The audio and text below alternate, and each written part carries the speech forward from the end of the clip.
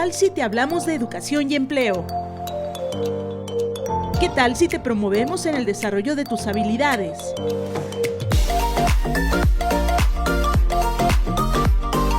Bienvenidos al podcast de Órale.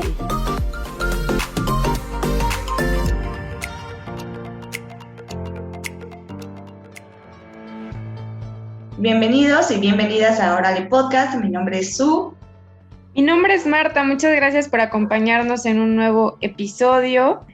Primero que nada, quiero recordarles que nos pueden seguir en nuestras redes sociales de Twitter, Instagram y Facebook. Estamos como Órale Puebla. Y pueden escuchar cada episodio de este podcast a través de la cuenta de Spotify, Mixcloud y YouTube de Medios Universitarios Ibero Puebla.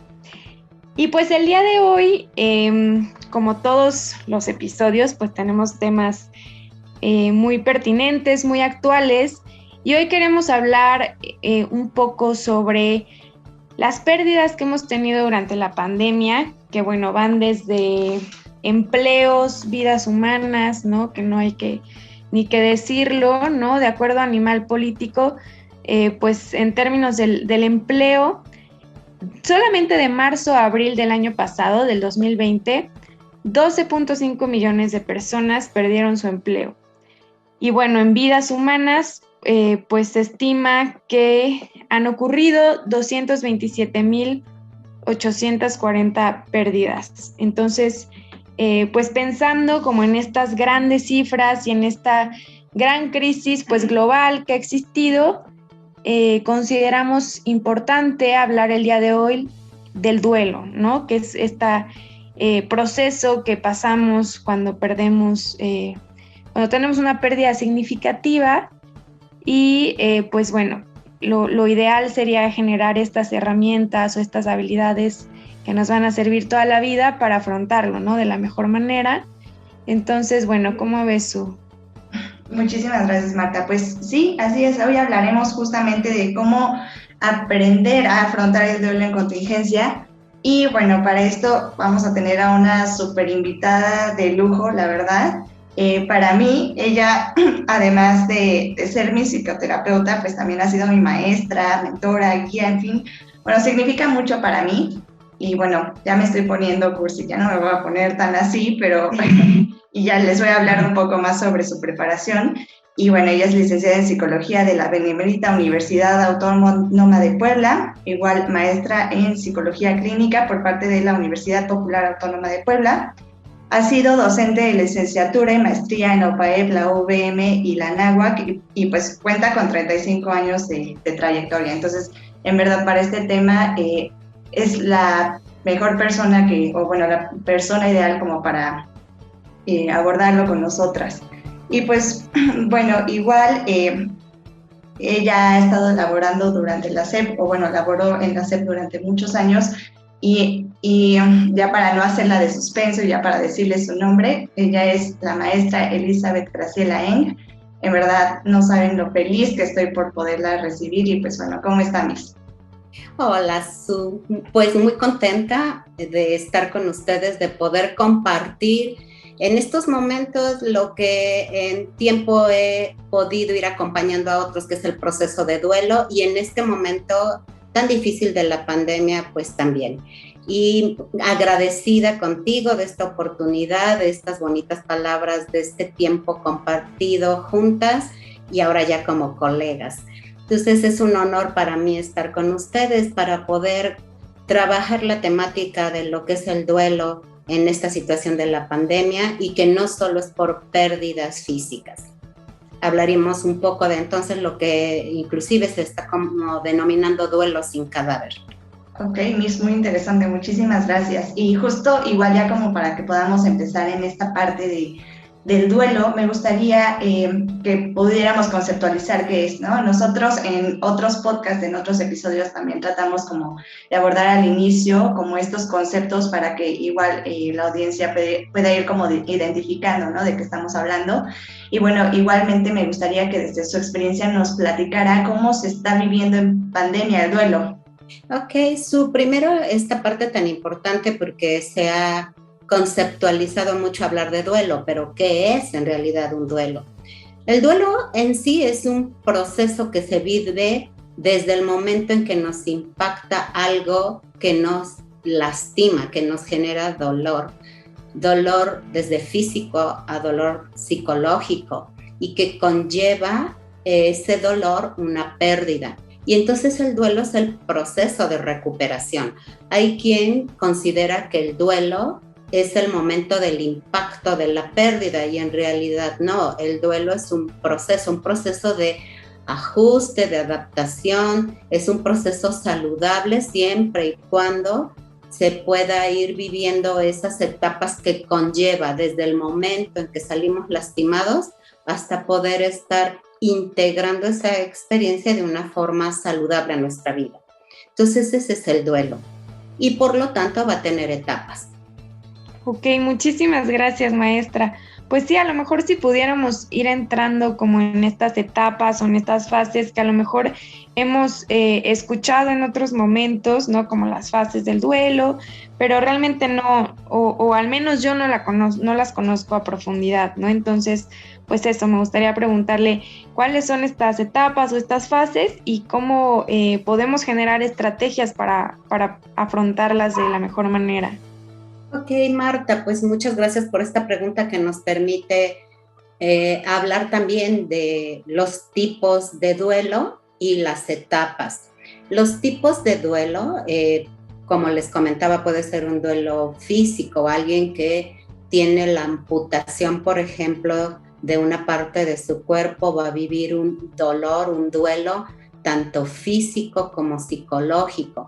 Alguien que recibe la noticia de una pérdida inesperada. Ayer comentando con una paciente, fallece alguien a quien amaba de un infarto y entonces la pérdida de esa persona amada también genera dolor. También hay pérdidas esperadas, como pueden ser en una enfermedad crónico-degenerativa, e ir viviendo ese duelo anticipado. Tenemos pérdidas que pueden ser, como ahorita lo que estamos viendo con la pandemia, algo temido, algo no esperado, pero una vez que se presenta, algo sumamente angustiante, ya que perdemos la salud y probablemente a la vida de uno o de otro. También hablamos de la pérdida, por ejemplo, en etapas de divorcio, que desde el duelo de saber que esa relación está mal hasta que consuma y viene la fase de posdivorcio. Entonces, el duelo puede ser por muchas situaciones. El duelo se presenta en niños, adolescentes o adultos y las etapas empiezan desde la noticia inesperada que genera una situación de shock. En esa fase de shock, nuestro cerebro, nuestro yo va a generar una etapa de negación, de no lo puedo creer, esto no puede estar pasándome, y puede durar desde minutos, horas, algunas personas más, dependiendo del tipo, el impacto, la edad, el tipo de pérdida. Viene una fase de enojo, de mucha frustración, de enojo a veces con la persona, aún haya fallecido, con uno mismo o con quienes participaron, a veces hasta con Dios, con la vida, que eso a su vez puede generar el duelo de la pérdida, por ejemplo, de la confianza y la fe en Dios. Viene otra etapa, que es la de tristeza, melancolía profunda, también de culpa, en la que decimos qué habré hecho, por qué habrá sido, y posteriormente viene esta fase de fe, de recuperación, de esperanza, hasta llegar a la integración. Elizabeth Kubler-Ross describió estas fases. Hace mucho tiempo, Elizabeth Kubler-Ross fue de las primeras que empezó a trabajar ya más formalmente. Ella fue médico psiquiatra y trabajando con un grupo de seminaristas que querían conocer, evaluar qué pasaba cuando alguien iba a fallecer, identificó estas fases. Actualmente hay quien las ve no de esa forma, en el sentido inclusive de el seguimiento de ellas, ¿no? O sea, se pueden ir presentando una, otra y regresar a la primera, o se pueden ir elaborando en ese orden. Depende de varias circunstancias, Marta. Gracias, maestra. Pues igual, ahorita que estamos abordando como esta parte de las fases del duelo, Me acuerdo como de un taller que justo usted nos brindó sobre el duelo justamente, y nos había recomendado un libro que se llama El duelo, diagnóstico del duelo normal y complicado, de Nuria Diego Falagán. Y entonces tiene un capítulo en específico que habla sobre el duelo complicado, ¿no? Y habla un poco sobre que estas fases que nos está mencionando son normales, que pasamos en ella, pero pues llega un momento en el que pues ya se puede volver un duelo patológico, ¿no? Pero ¿usted qué nos puede decir sobre este? ¿Cómo podemos nosotros evitar que en pandemia nuestros duelos se empiecen a complicar? Es interesante tu pregunta, Su. Se ha escrito sobre ello y son varias las circunstancias. De hecho, el trabajar estos aspectos de las pérdidas conlleva que conozcamos situaciones de desarrollo individual, de desarrollo familiar, de psicología de la salud, de psicopatología, porque son varios los puntos que pueden generar que algo se complique. Vamos a poner 2 ejemplos. Un ejemplo es un abuelito que ha estado enfermo, que la familia sabe que ya tiene la posibilidad de fallecer y que por lo tanto se van preparando para esa pérdida. Incluso él va hablando de esa pérdida y va cerrando etapas de su vida, y la familia acompañada bajo sus creencias en oración o en unión, van cerrando esta etapa. Entonces hablamos de un duelo normal, no por ello no va a doler. El tiempo aproximado de recuperación familiar va de 6 meses hasta 1 año y hablamos de un duelo normal. Pero vamos a hablar de ahorita el duelo que llamamos, por ejemplo, duelo sin cadáver. ¿Qué pasa ante una situación en la pandemia en donde además se suman otros duelos? Por ejemplo, en una familia donde se enferman varios, en donde algunos de ellos, los menos esperados, el joven de la familia, padre de familia y sostén, es el que no puede mantener la salud y tiene que ser ingresado al hospital, donde la familia no puede hacer también el acompañamiento, porque además no hay recursos económicos porque hubo pérdida del empleo. Así que no era esperado que el hombre de la familia, el proveedor, el más joven, tuviera esta situación, como tampoco era esperado que al no tener recursos tenga que entrar, por ejemplo, a alguna asistencia, donde además es el duelo de ver que está saturados los servicios, no puede entrar. Sumado a eso, no hay quien lo pueda asistir, que hablaríamos ahorita un poco del cuidador. Entra a este proceso, se complica la situación y no puede él ni despedirse ni las personas familiares evolucionar esto, y también no le dan después la posibilidad del cierre como se trabaja en los rituales, de un poder recibir el cuerpo, poderlo velar, sino solo le entregan las cenizas. Todo esto va a generar entonces que no pueda ir el cerebro aceptando, el yo asumiendo y la familia este proceso normal del primer ejemplo. Y por lo tanto, si me entregan las cenizas y yo no pude hacer el ritual de despedida y también se conllevó que no hay recursos económicos, se va complicando, porque entonces, ¿cuál es el duelo que se está viviendo primero? ¿El de la pérdida de la salud, el de la pérdida del empleo, el de la pérdida de la vida de alguien que amamos, la imposibilidad de generar un ritual? ¿Qué pasa ante ese proceso psicológico? Vamos a suponer que son padres de familia donde hayan adolescentes. Para ellos, ¿qué tan complicado va a ser si alguno de ellos está entre los 13 años, 14? El asumir esa realidad de forma abrupta, con pocos recursos. Entonces eso puede ir complicando la elaboración del duelo y de estas etapas. ¿Qué es un duelo complicado? Aquel que se estaciona en alguna de las etapas, ya sea la negación, ya sea la ira, ya sea la culpa, la tristeza, y por lo tanto llegar a la esperanza y a la expectativa no va a llevar los tiempos. ¿Qué puede hacer que un duelo también se vuelva complicado?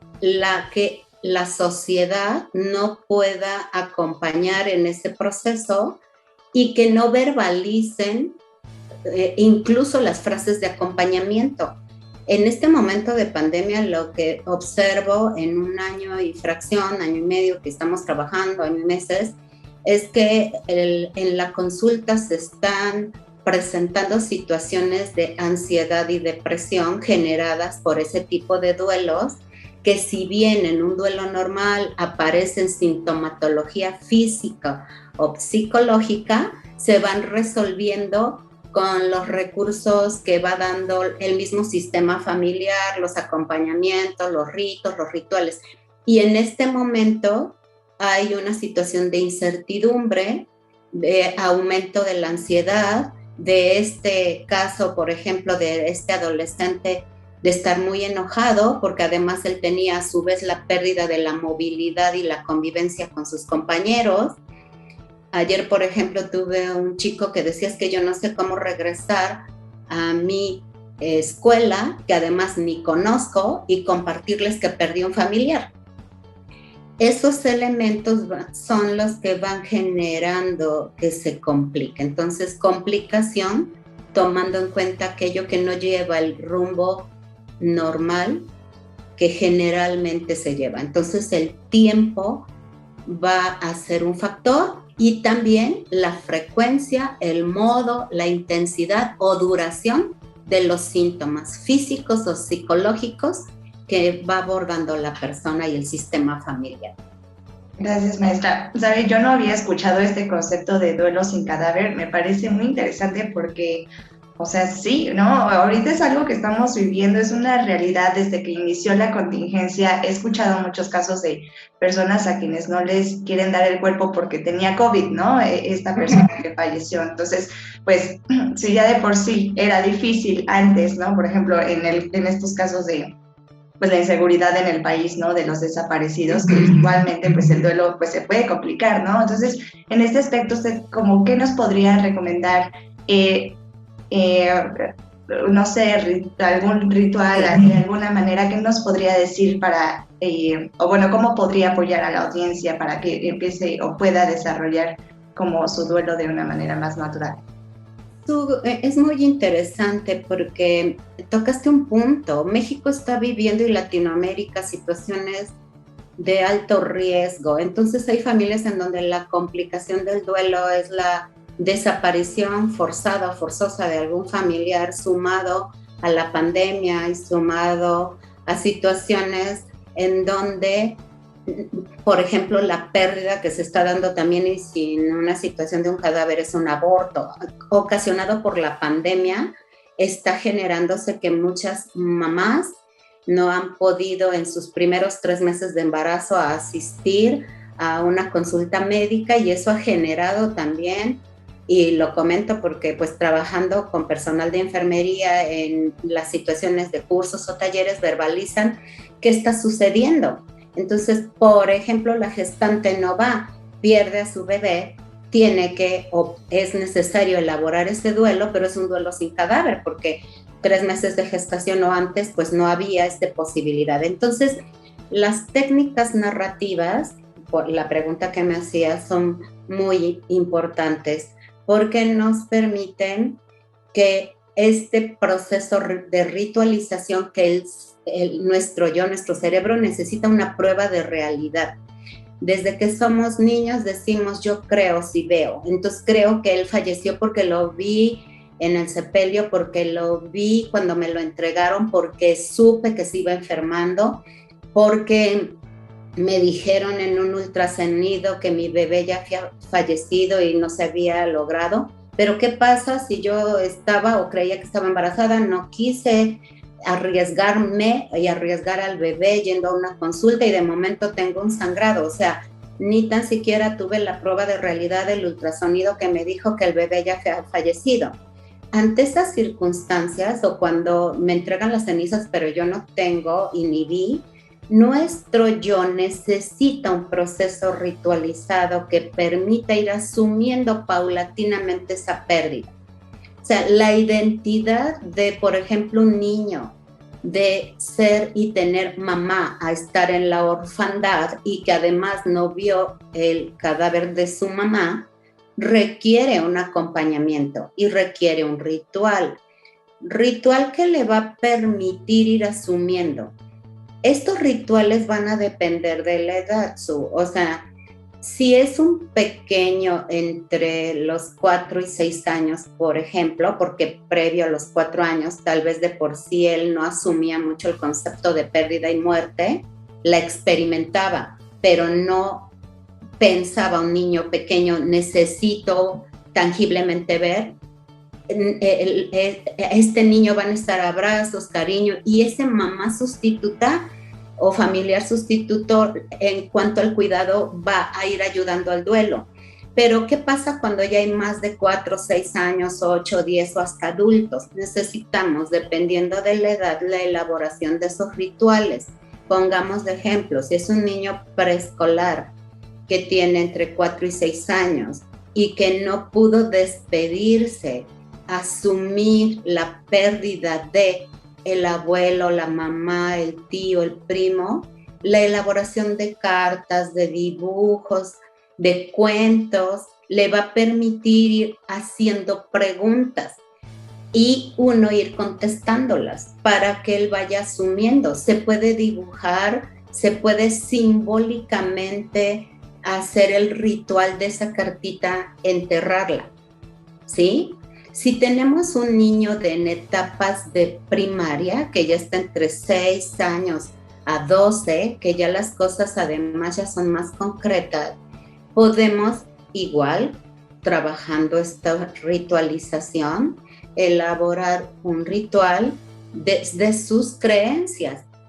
Pueden ser desde la parte de ir haciendo oraciones, de ir identificando cuáles son sus creencias, por ejemplo, si son más formadas católicas, qué cree él o dónde cree que está su familiar, elaborar, por ejemplo, un papalote, algo que para él simbolice la cercanía hacia el cielo, porque ya está en otra etapa, ¿sí? A lo mejor poner una cartita, dibujos, hacer narraciones, elaborar un video ahora que los chicos están en donde pueda despedirse de este familiar.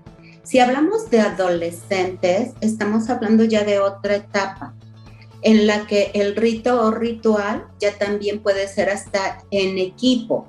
Ejemplo, junto con sus compañeros, poder ya sea despedirse, orar, conversar, hacer una sesión con un acompañamiento de alguien que vaya coordinándolos para ir conversando varios sobre ese punto. Es decir, va a depender de la edad, de las creencias que tenga, de la necesidad, de la etapa que estemos viendo. ¿Estará en la negación? ¿Estará en el enojo? ¿Se sentirá en la culpa? ¿Qué edad tiene? ¿Qué creencias tiene? ¿Cuál es su sistema de apoyo? ¿Qué condiciones tiene? Y eso nos va a ir ayudando. Ay, pues qué importante es conocer este tipo de situaciones, porque muchas veces pienso, por ejemplo, en niños o niñas que a lo mejor, pues por nuestras creencias de quienes ya somos más adultos, queremos que nos acompañe a lo mejor en una oración o algo así, y que no está mal, pero que a lo mejor tendríamos que complementar con algo que el niño o la niña simbolice un poco más, ¿no? Que le encuentre un mayor pues significado para su contexto específico, ¿no? Este tipo de situaciones. O también pienso qué difícil, o ni siquiera me imagino, más bien qué difícil debe ser, por ejemplo, en casos de desaparición forzada, que ni siquiera sabes a qué le estás haciendo el duelo, ¿no? O sea, no sabes si la persona ya murió, no sabes si sigue viva, no sabes si va a regresar. Entonces, pues imagino que este tipo de técnicas narrativas, como dicen, ¿no? Como de poder nombrar un poco más la situación o de poder simbolizar un poco más esto que no tiene una explicación racional, ¿no? O que no en la cabeza de la mayoría de nosotros no nos cabe en la cabeza estas situaciones, ¿no? Entonces, bueno, creo que pues sí, agradecer estos consejos porque definitivamente también a veces en esas situaciones que estamos muy vulnerables, a lo mejor no podemos pues sacar nuestra creatividad o intentar hacer como algo más allá de lo circunstancial. Entonces, bueno, conocer estas herramientas pues es muy útil. Muchas gracias, maestra. Y hace un par de episodios hablamos sobre el burnout y tocamos un poquito el tema del síndrome del cuidador, pero bueno, pues me gustaría que nos comentara, que hace rato ya mencionaba, pues qué pasa con los cuidadores, ¿no? Si tiene algo que ver con este proceso de duelo y demás. Gracias, Marta. Tocaste puntos de lo anterior que me gustaría reforzar.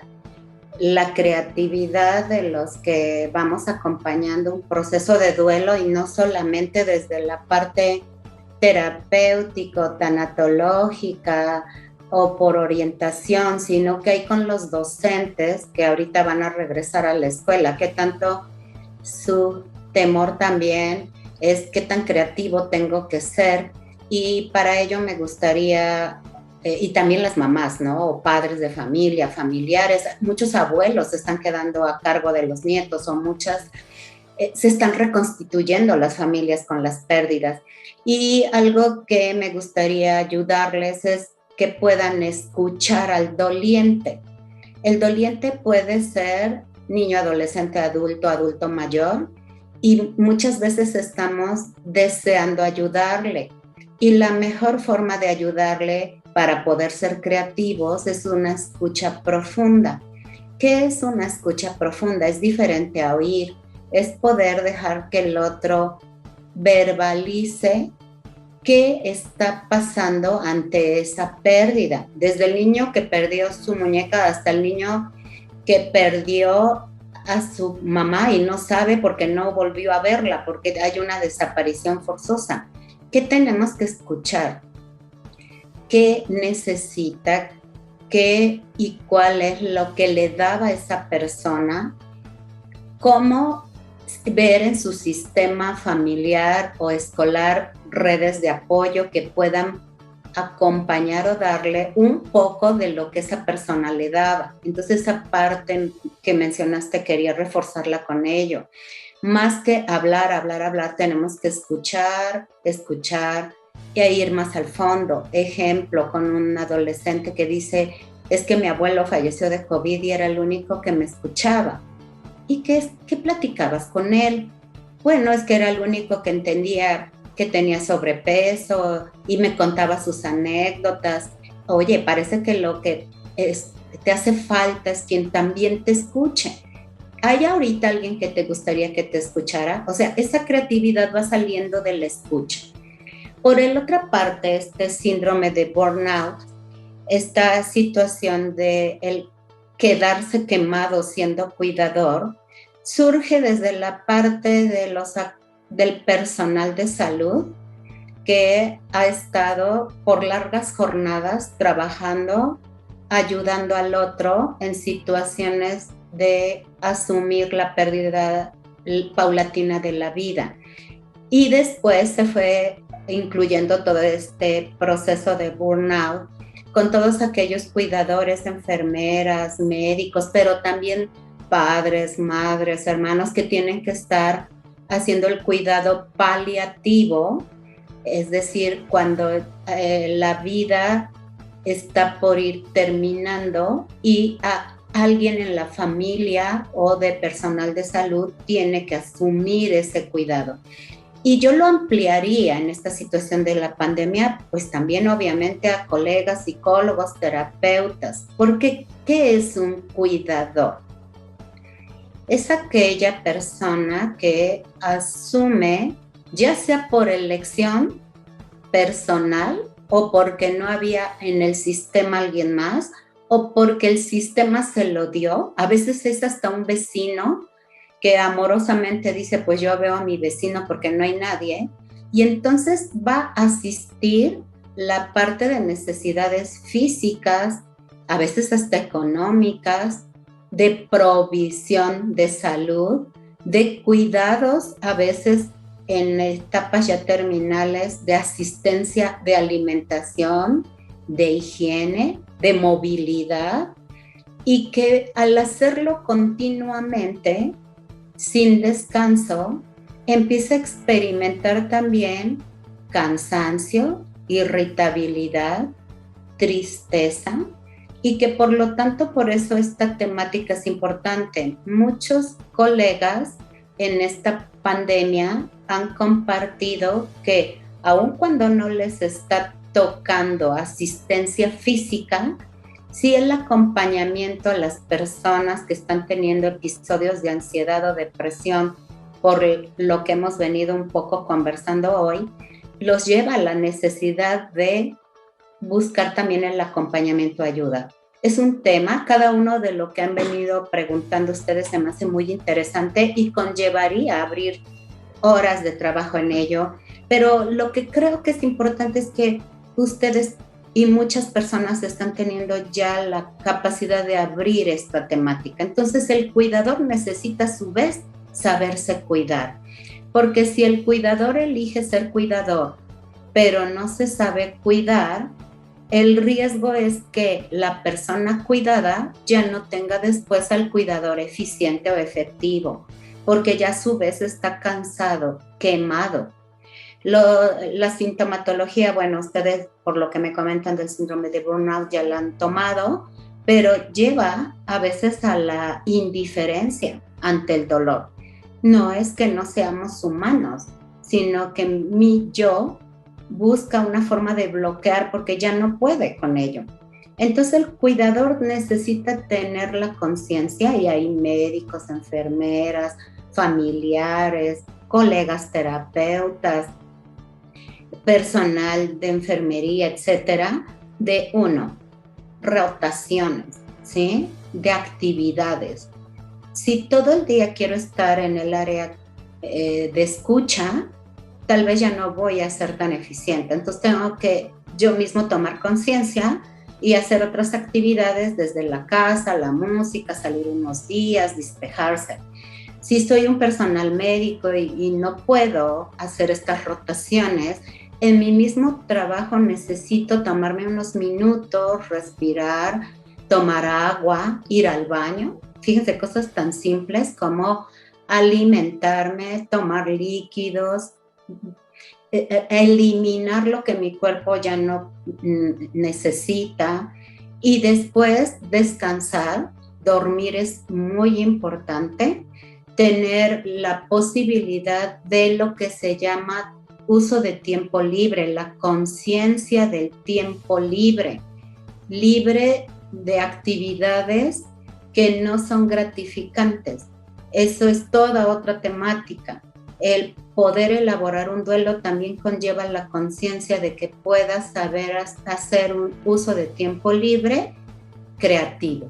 Entonces creo que esa posibilidad de reconocimiento de que las pérdidas y la tanatología nos ha regalado la oportunidad de ver que la conciencia de la pérdida, de sus etapas, de quienes cuidan, de quienes viven, de los tipos, pues nos lleva a vivir y a entender que la vida de calidad es fundamental, y calidad en función de aspectos desde biológicos, psicológicos, sociales, culturales y espirituales.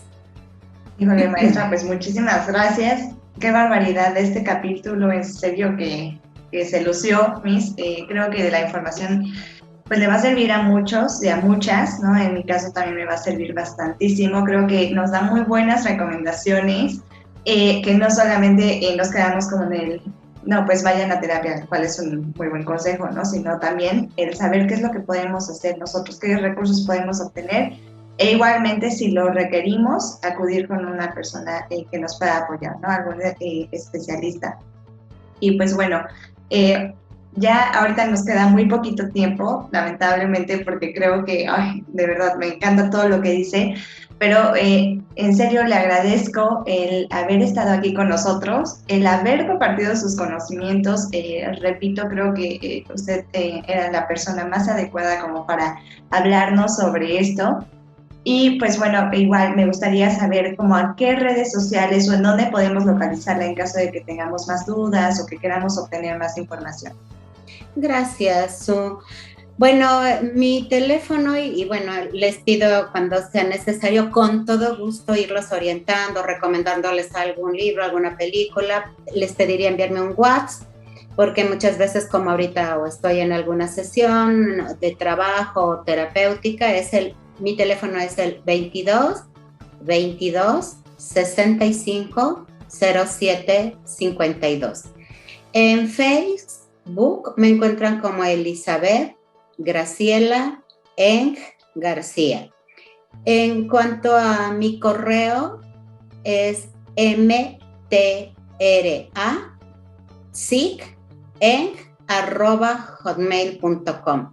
Estoy para servirle en lo que yo les pueda orientar. Es una temática que además a mí en lo personal, por las pérdidas que he tenido y demás, y porque he ido reconociendo que un duelo trabajado nos hace resilientes, ¿sí? La resiliencia es un concepto que también es importante, es este concepto de irnos haciendo fortalecidos ante la adversidad y en vez de estancados en ella, no se da la resiliencia. Algunos hablan de que puede ser algo neurobioquímico. Desde mi experiencia creo que es algo que podemos ir trabajando y que desde la conciencia de la recuperación de una pérdida nos puede fortalecer. Yo te agradezco la invitación porque además, bueno, en esta etapa de mi vida, ya jubilada de SEP y trabajando en universidades, creo y siempre digo que podemos ayudar a que las cosas cambien desde uno, en pareja, en familia, pero empezando por uno. Ir tomando conciencia de que las pérdidas y duelos no generen más duelo y más pérdidas, porque un duelo complicado puede generar más pérdidas, ¿sí? Un duelo complicado puede hacer que de la pérdida que yo viví, ahora pierda también el empleo, pero ahora pierdo también la relación, pero ahora porque no he parado. Entonces, te agradezco mucho, Su. Muchas, muchas gracias. Muchas gracias, maestra. También le mando mis agradecimientos y un abrazo. Y pues también muchísimas gracias a quienes nos escucharon el día de hoy. Recuerden seguir escuchando estos episodios. A la próxima estaremos hablando de la denuncia de delitos, dificultades y estrategias que pues desafortunadamente también se vuelven herramientas útiles en nuestros contextos. Entonces, bueno, pues las esperamos en el siguiente episodio de Órale Puebla. Muchas gracias, Marta, también a ti por este acompañamiento en esta sesión de trabajo.